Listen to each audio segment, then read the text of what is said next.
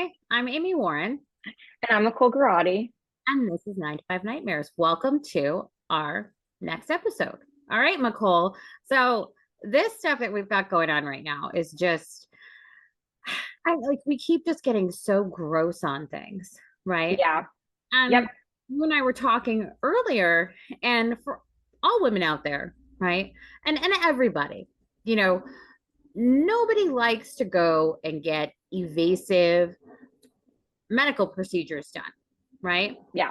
It's a colonoscopy or going to gynecologist. These are like very vulnerable moments.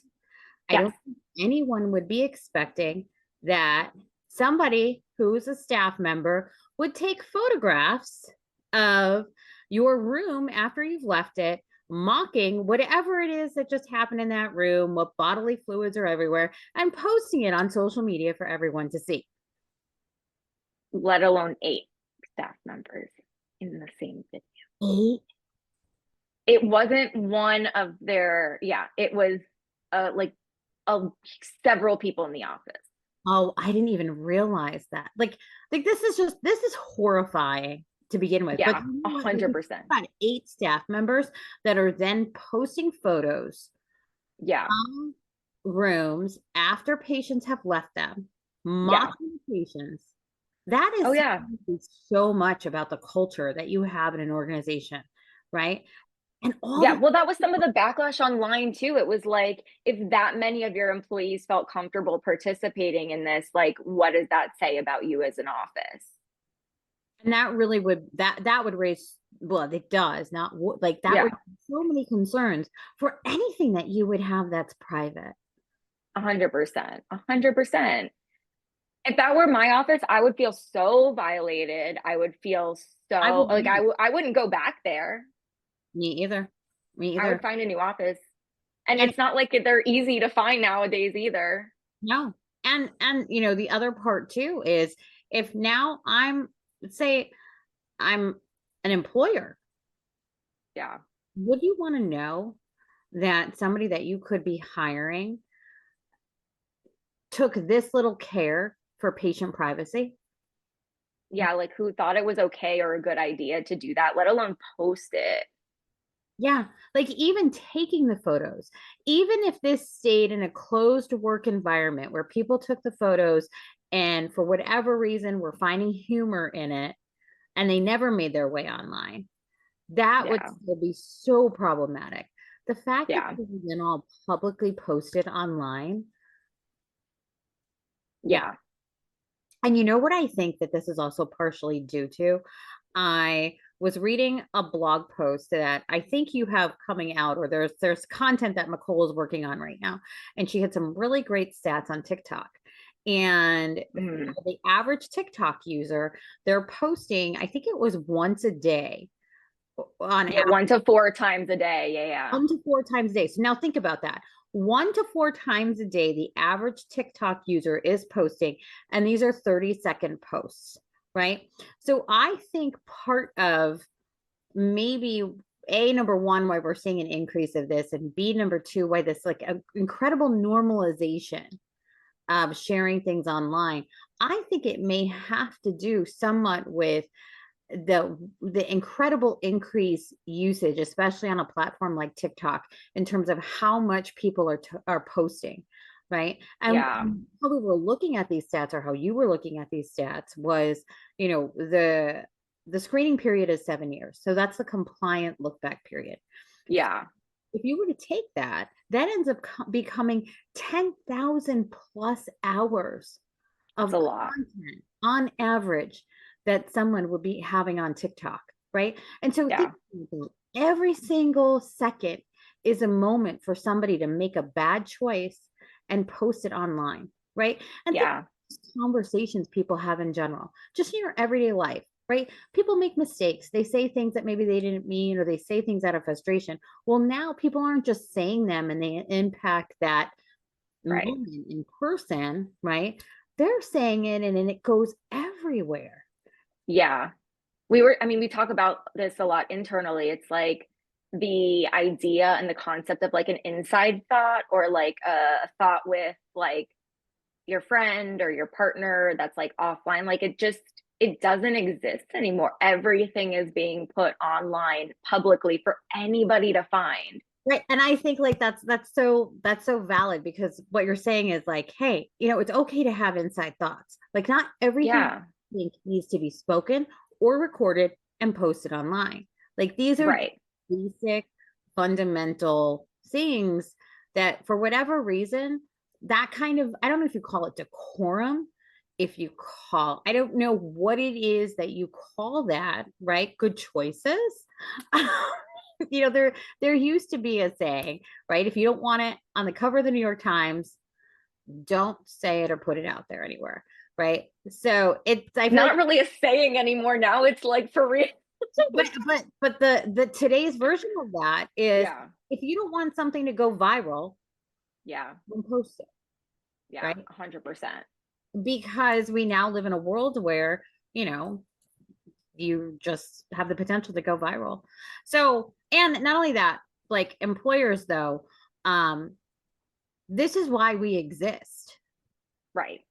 We exist because you can't screen 10,000 hours of one person's TikTok posts in the last 7 years and determine whether or not they've done misconduct at all, or even do it compliantly and not see any protected class information, right? Right. But you need to do it, because what if you're the next person that is the next employer, or you have a job open, that's person who a year ago posted photos of patients, or like that other one that we had of the ambulance, right? Where Oh, yeah, yeah.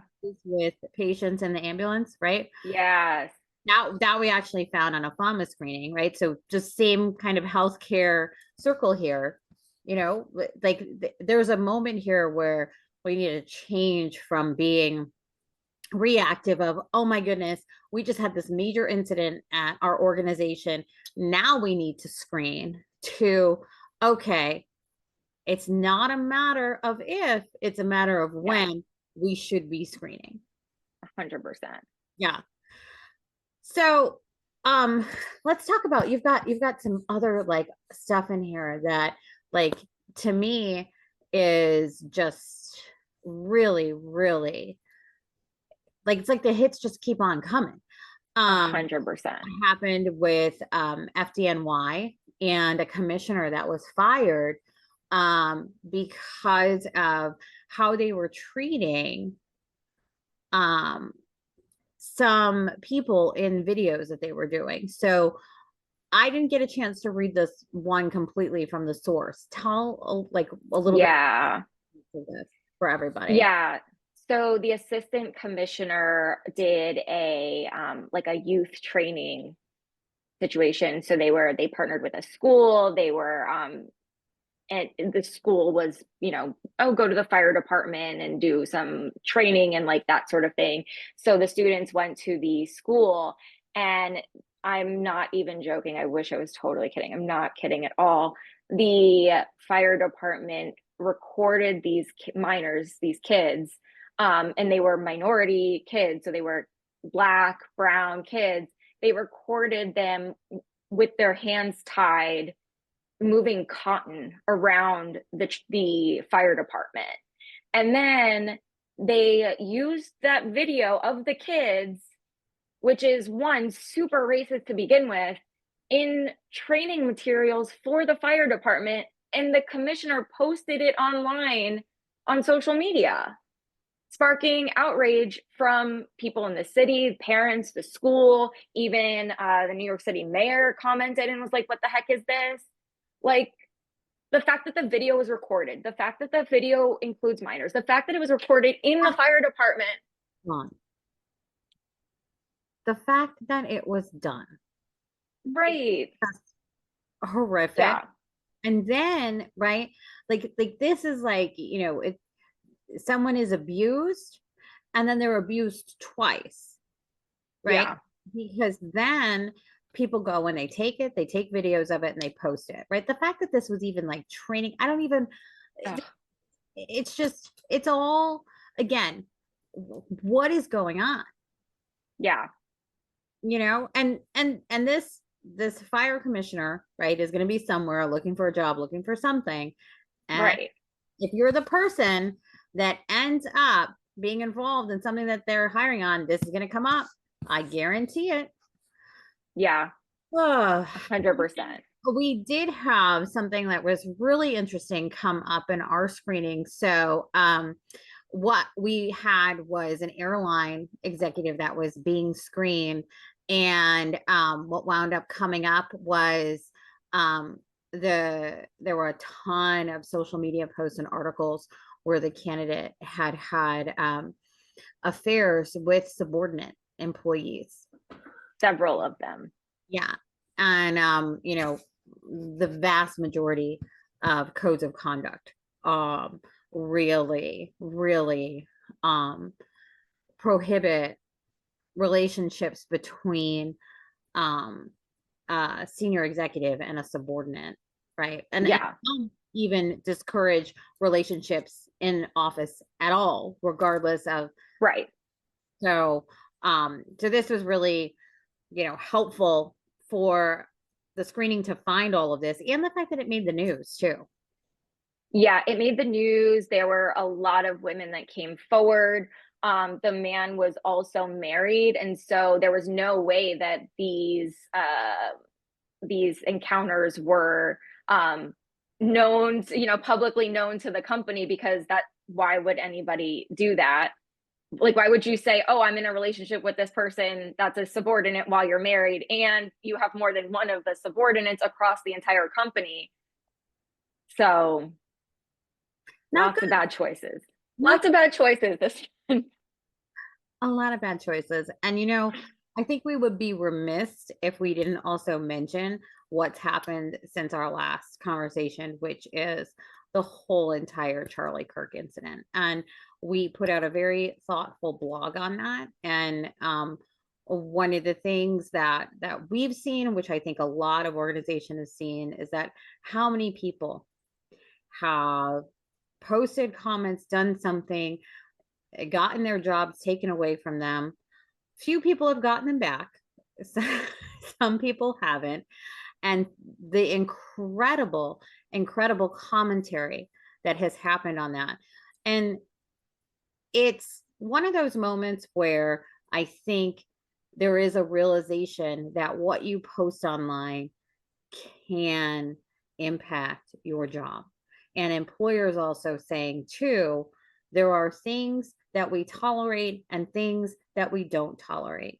And it goes across the board, whether it's this incident, we've seen so many other incidents where there have been something going on in the public eye, people have a reaction to it, and there's a determination on what is appropriate reaction and what is a not appropriate reaction, right? And these are really interesting moments for all of us as a culture and a society, as we see the constant evolution of what's appropriate and what's not appropriate.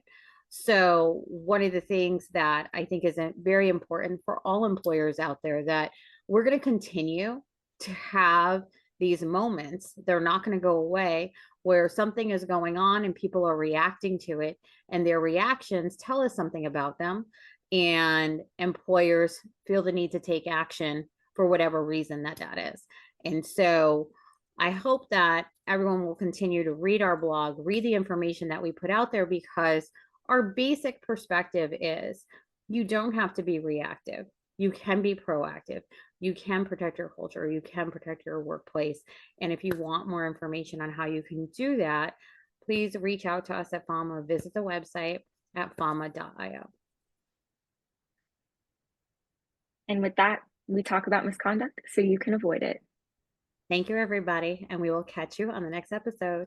I'm Amy Warren. And I'm Nicole Garotti. See you next time.